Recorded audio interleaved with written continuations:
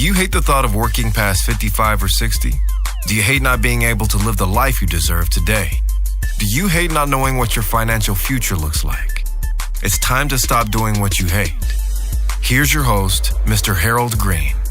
Aloha, everybody. This is Harold Green of Bright Tree Financial Group, and it is time to stop doing what you hate. I hope you are having a fantastic day today. I'm doing all right. It's about 4 o'clock in the morning, and I realized that I'm not on the same time frame as everybody else. I'm on a different schedule, if I could say that. And I've been cooking up the show in my mind, and just got back from Japan, had a really nice trip. I'll talk to you folks about that in a bit. But I want to tell you guys something very serious. And I want you to understand something, and I want you to understand where I'm coming from with this. Proverbs says that a soft answer turns away wrath, but a grievous word stirs up anger.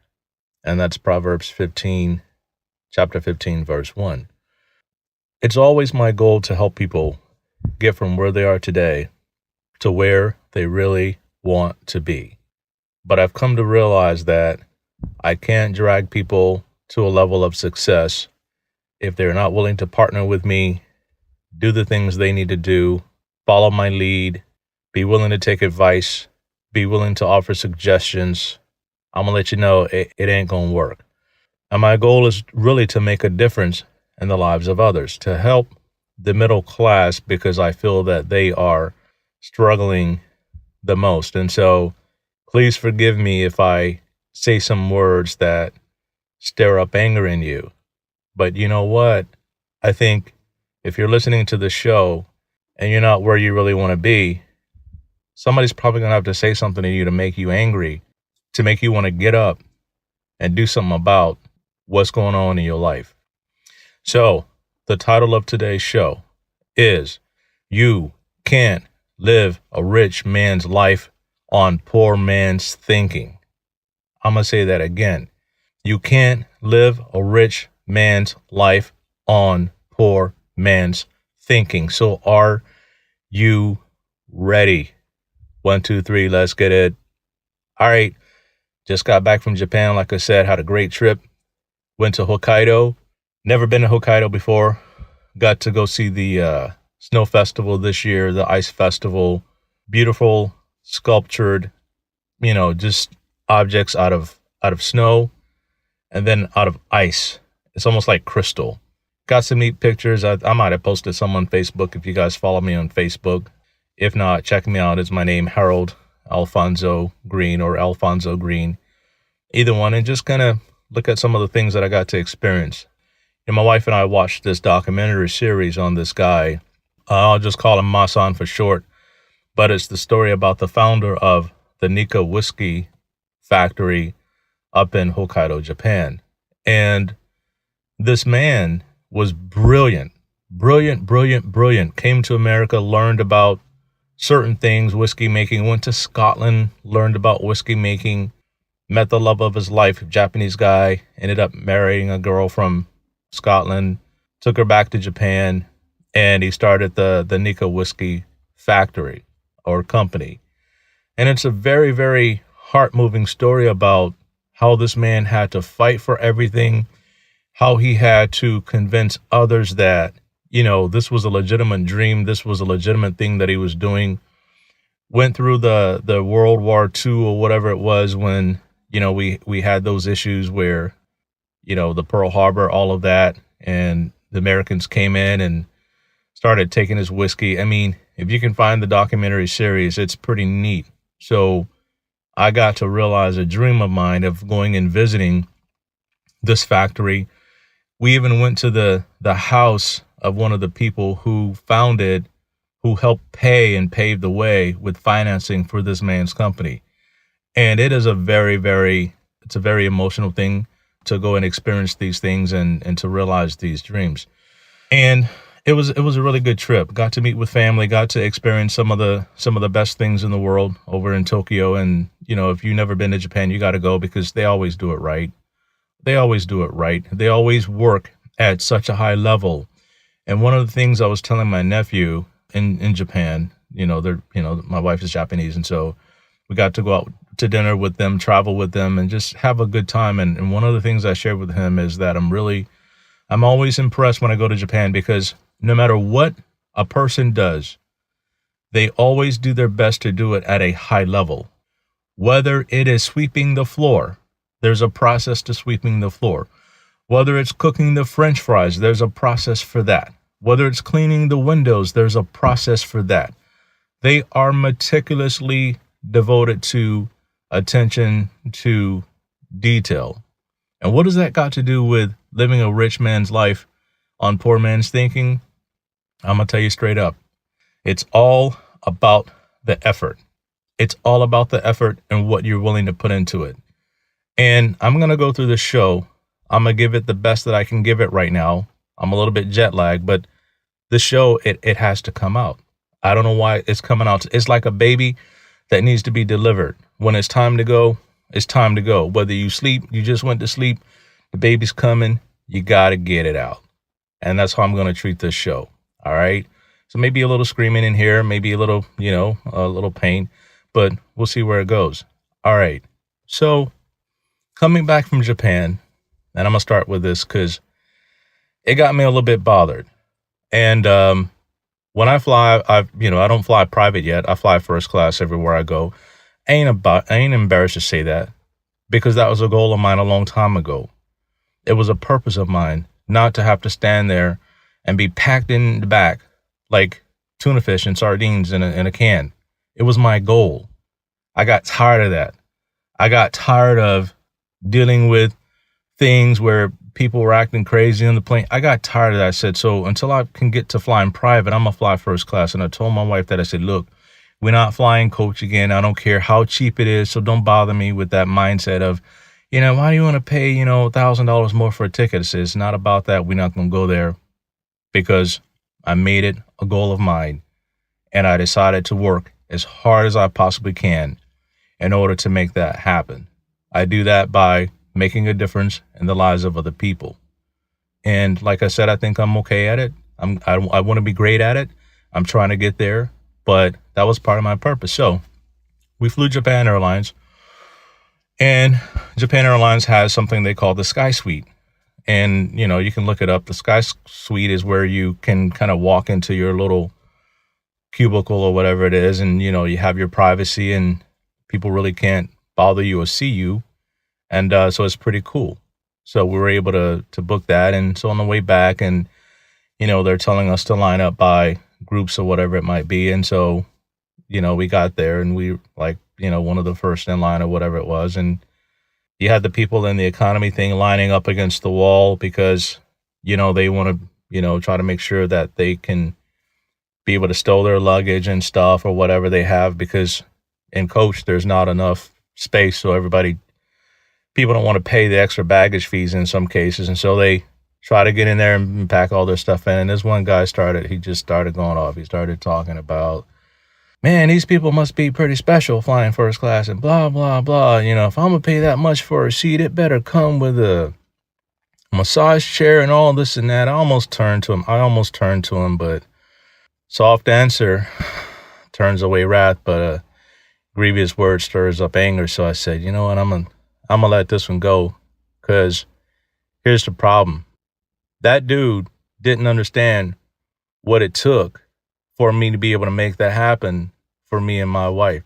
That dude didn't know what it took for other people to be able to do that for themselves. And one of the things about poverty-minded stuff is they always talking down about what other people got, what are other people doing, how other people should spend their money. And here's the thing about that. Anytime you start talking against something, you drive it further and further away. I'm going to say that again. Anytime you start talking bad about something, you drive it further and further away from yourself. You are never going to be able to attain it. So you might as well just shut up and just watch people enjoy their life if that's how you're going to be about it. So here's rule number 1. Poverty-minded people always hate what they don't think they can get.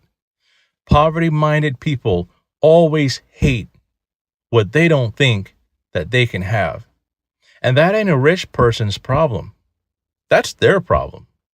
It's their problem that they don't want to work hard and do the things they need to do to become successful. And here's the thing about being poverty-minded or wanting to live a rich man's life on poor man's thinking. You have to graduate having to do a job to feed yourself. You have to graduate from necessity to purpose. You have to graduate getting up every day because you have to. You have to graduate and get up every day because you want to. There's something you want to fight for. There's something you want to accomplish. There's somebody you want to help. There's a life for somebody that you need to save. And getting up every day just to put food on the table, although that's a noble idea, however, that's what you're supposed to do anyway. The Bible says you don't work, you don't eat. I think that's a lesson that need to be on a bumper sticker. That need to be on the back of our dollar. It says in God we trust. It should be if you don't work, you don't eat. Right? That's my philosophy right there. But however, you have to graduate doing something out of necessity and doing it for a purpose. You got to sit there and you got to start writing your goals down and the things that you want to accomplish in life. And those things have to motivate you. Those things have to drive you, because I'm going to tell you something. Doing something out of necessity, you might sit there and say, you know what? I don't need that much. I don't need that much. I don't need all of that. Maybe if I just worked a little less and had some work-life balance, you know what? Maybe I'll be happier. I was talking to somebody the other day and I said, the problem with work-life balance doesn't do a lot for your account balance. I'm going to say that again. Work-life balance doesn't do a whole lot for your account balance. Here's the problem with that mindset.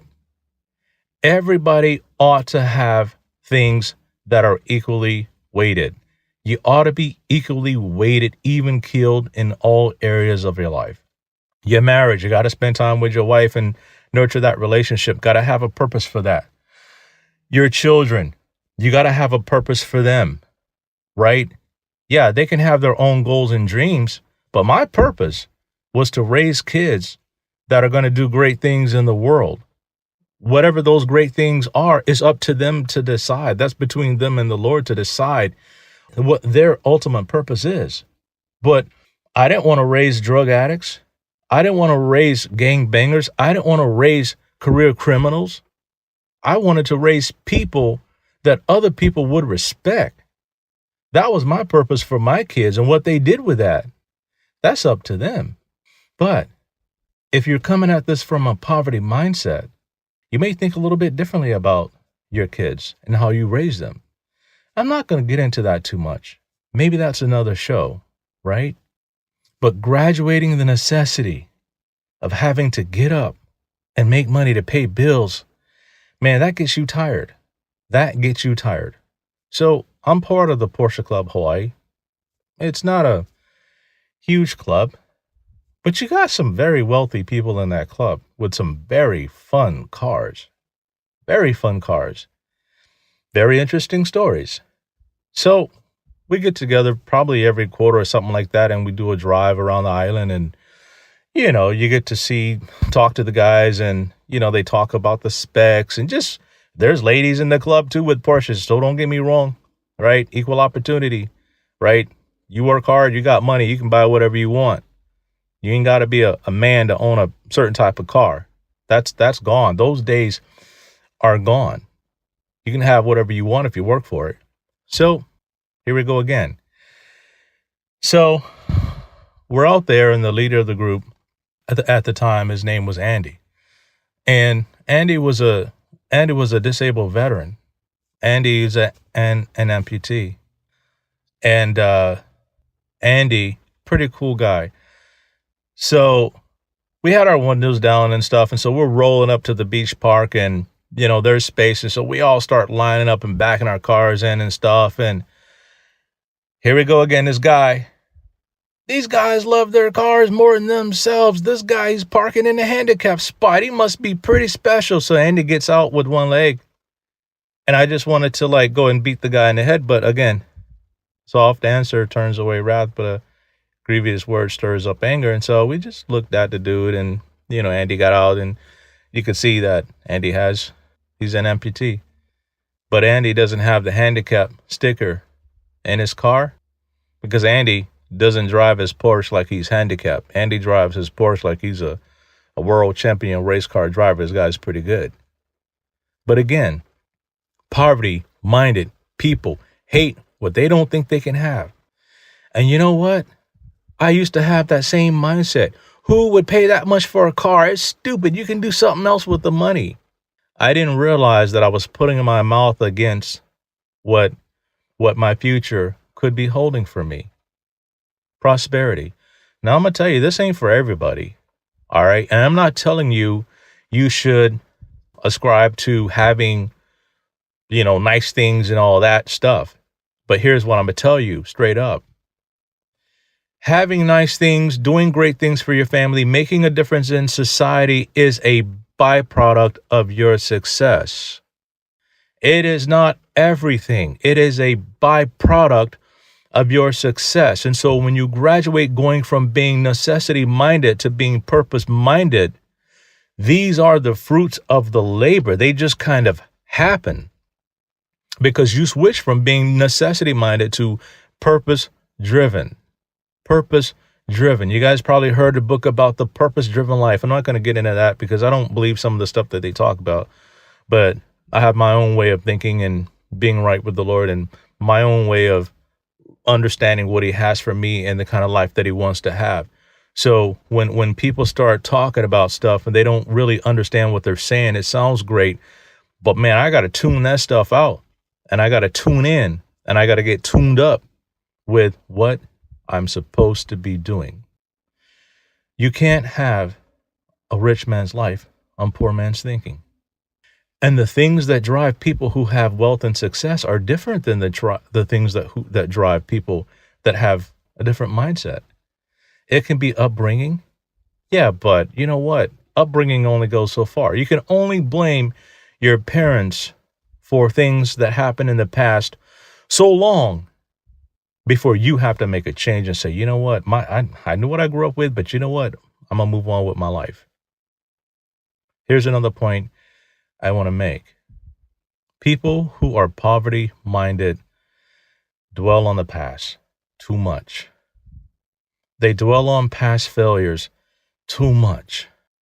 If I had $1 for every time I screwed up in life, I mean, I don't know where I would be. But you know what?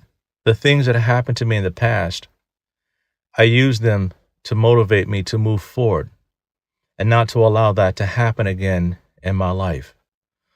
So here we are in Japan. It's cold, right? So we end up going from Hokkaido, bunch of snow, man, bunch of snow. It was insane, but we had a incredibly great time with friends and, my in-laws, which, my brother-in-law is kind of like my friend. Very interesting guy, by the way. Used to work for Panasonic, kind of like an engineer or whatnot, super smart dude. And he ends up taking over this company that they build specialized equipment to monitor like wear and tear in roads and stuff like that. So, if your city and county and government is going to build a road, what he does is he's contracted to come in and like test, the compounds and everything that goes in, and he can tell you how fast the road is going to degrade and what you guys need to do. Brilliant dude. We always talk car stuff. We talk a little bit about work. So he takes us around up there and he takes us to some of the best places and we just have a really neat time. And he's also a JAL premier, whatever. And it was really cool because our flight got delayed, but because we were rolling with him and he has a gazillion miles, they just say, okay, Mr. Whatever, we're going to take you and your crew and we're going to bump you guys to whatever flight and get you back to Tokyo in a decent time. Everybody else stuff was canceled. People lined up everywhere, right? But because his mindset is a lot different, there's certain benefits that goes along with him working hard. He's not just working hard to feed himself. It's about purpose. And when you work hard for purpose, other people just kind of get to ride your coattails sometimes. I'm not saying that I want to ride somebody's coattails. I don't ride anybody's coattails, but I do believe God's favor is real. Number one ways to get God's favor working in your life is to turn completely away from evil. That's a different show for a different day. But Proverbs says, if you turn completely away from evil, doing wrong things, doing things that you know ain't right. I ain't going to preach at you guys today because it's early and I'm probably jet lagged, and hopefully I'm not saying any grievous words to stir up any anger. But turn away and you'll get favor. So I had favor, right? A lot of times purpose gives you favor. So here we are again. We get back to Tokyo, check into our hotel, the Prince Sakura in Shinagawa, one of the nicest hotels in Tokyo. I mean, it is clean, as they say in the hood. It's clean. It's dope. It's tight. It's all right. So when we check in, we get there early. Not supposed to check in that early, but we get there early. And my wife goes up and she checks us in, and guess what they do? They upgrade us to the best room, one of the best rooms in the hotel. The price of this room was almost, I think it was almost three times as much as the original room. And we had a view overlooking the Tokyo Tower, which everybody just kind of grovels over. If you're if you're going to buy an apartment or you're going to do anything, you want to have a view of the Tokyo Tower because it's quite spectacular at night. But they upgraded us to that room. I didn't have to pay anything extra for it. Now, could I afford it? Yeah. But sometimes purpose gives you favor that you don't even have to pay for. It ain't even about paying for stuff sometimes. Sometimes favor just happens to you. And some people call it luck or whatever it might be. But I call it favor because favor comes to you a lot when you are living and working for a purpose and not necessity. Poor man's thinking is always about luck. Man, if I just got lucky, if I just win the lottery, if I just, if somebody just gave me a break, it's always about somebody else having to do something for you in order to make things happen. But when you say, you know what, I'm going to live on purpose and not on necessity because I got to, things are going to change for you. So I wanted to drop the show on you because if you're thinking that, look, man, I don't think I can ever get there, that ain't true. You can have whatever you want if you work hard for it, if you work for a purpose and not necessity. I know I'm repeating myself, but it bears repeating because too many people they get up, they meander through life and they try to take it easy. And then they start getting in all these crazy things. And next thing you know, they're on drugs and because they're not living by design. They living by default. And I'm sure you guys have heard this before. You have to design a life. Like they used to have this thing called designer body, right?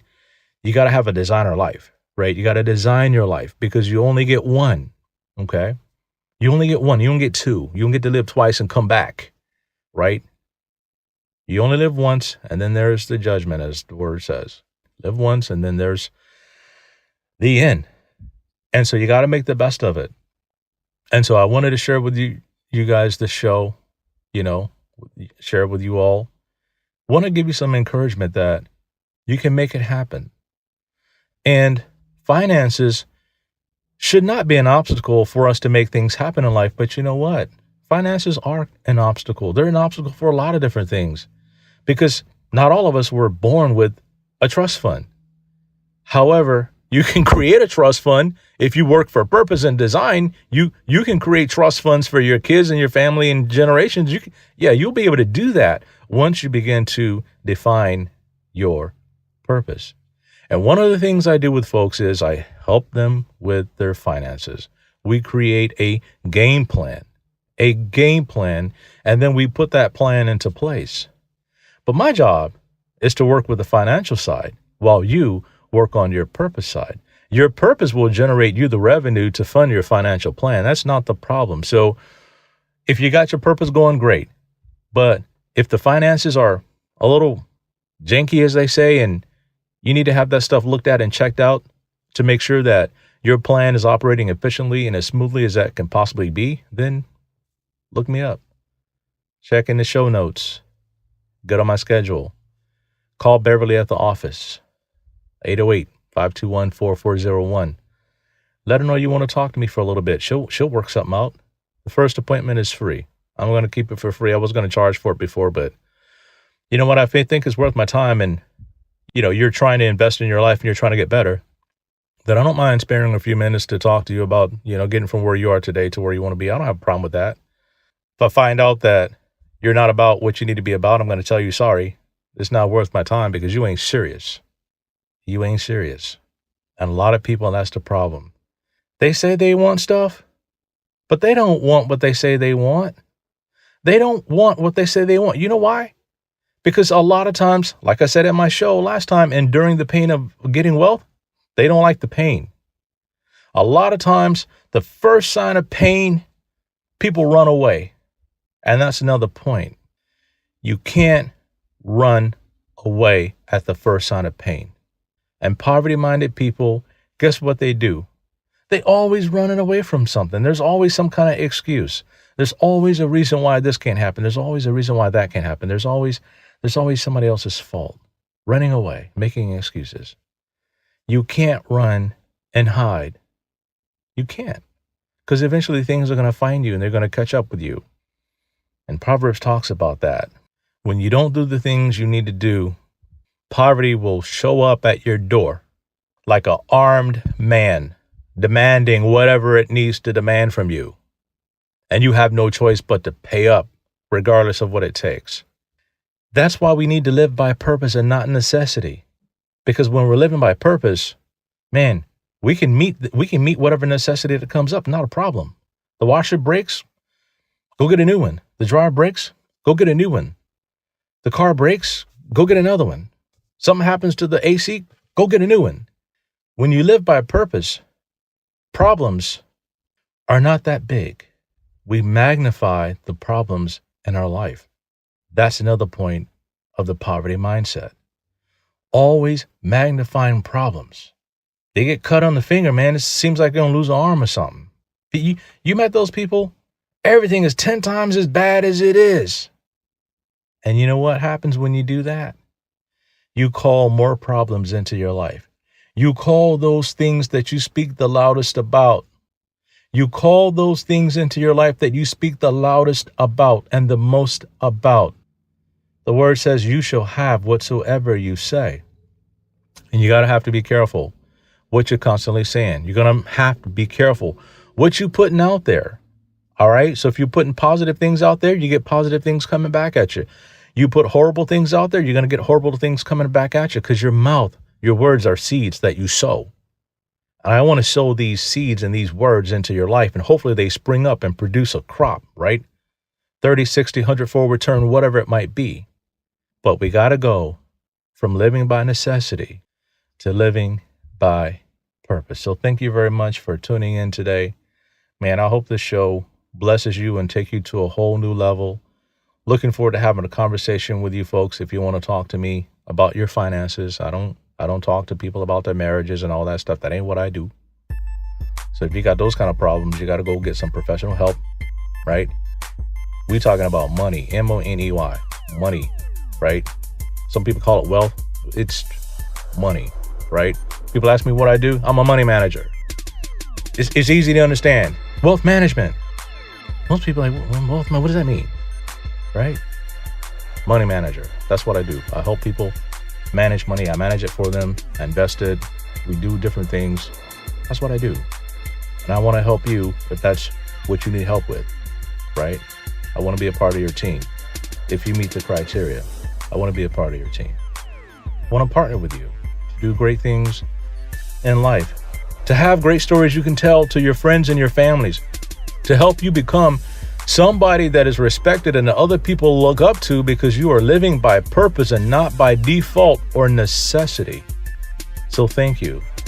I appreciate the opportunity to share with you. And until next time, everybody, 1, 2, 3, let's get it. This is thepodcastfactory.com.